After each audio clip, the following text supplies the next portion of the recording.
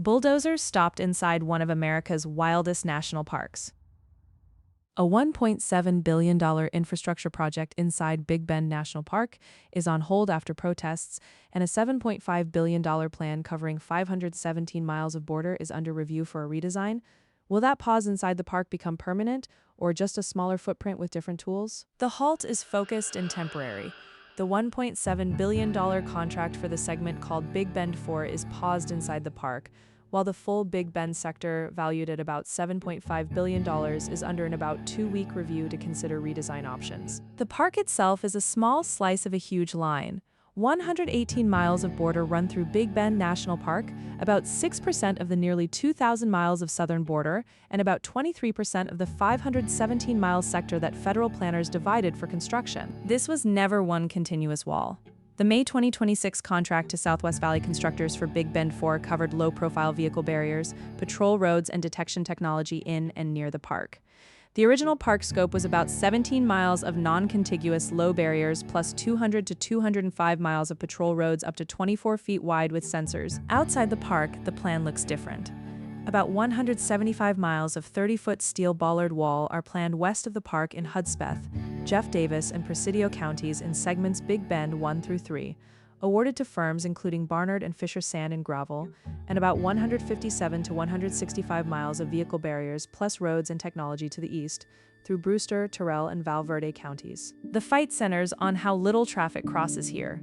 The sector recorded 3,096 apprehensions and encounters in fiscal year 2025, down 74% from 11,823 in fiscal year 2023. That 3,096 is about 1.3% of the southwest border total of about 237,538, commonly described as about 1%, and averages to about 8.5 per day. Recent estimates put it at 5 to 6 per day. The park's own share is even smaller, about 0.045% of the national total. Opponents cite the numbers to question billions in rugged desert. The counter-argument points to multi-year totals, seizures, and the risk that routes shift if enforcement moves. There is a direct contradiction over what was actually being built. The correction on August 13th made clear the work was survey and design, not a 30-foot wall through the park, with a plan for one new access road, improving existing roads, detection technology, and limited barriers in strategic flats.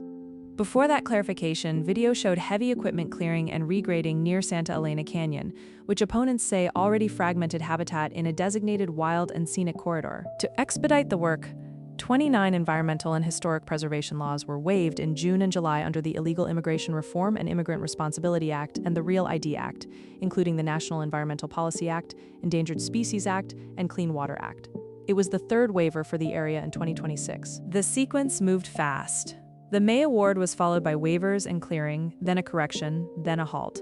All construction inside the park was paused beginning late August 16th to early August 17th for a personal on-the-ground evaluation and meetings with sheriffs, county judges, and local stakeholders, with the review described as lasting at least about 2 weeks from around August 18th to 19. Crews stopped and equipment was staged but inactive. Work outside the park was not paused, and sector-wide contracts extend into 2027 and 2028. 2 legal tracks are running at once.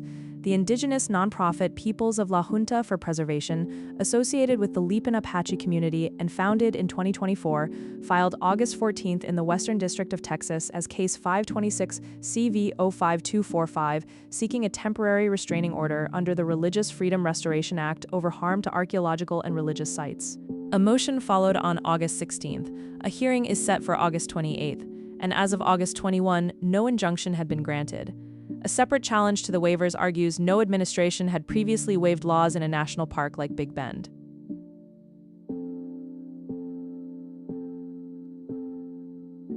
The pushback is local and spans party lines. The rancher's phrase captures it about protecting land, not politics. More than 140 local businesses, recreation groups, and outfitters signed an August 4th letter to senators and the governor to protect the tourism economy. A bipartisan group of about 40 to 46 Texas House lawmakers urged a stop.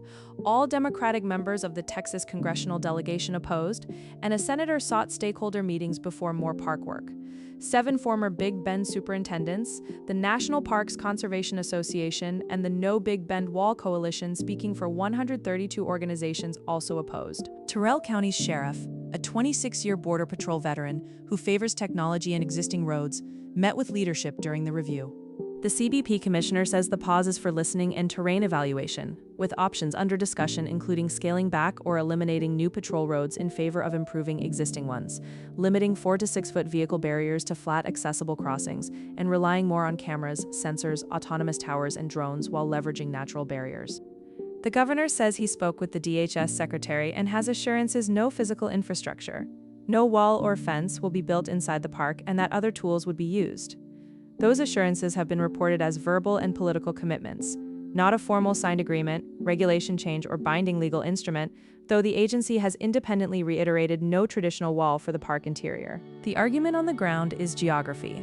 Canyons and cliffs rise hundreds to more than 1,000 feet at Santa Elena Canyon, and remote desert mountains described as God's walls are cited as natural deterrents to large groups and vehicles.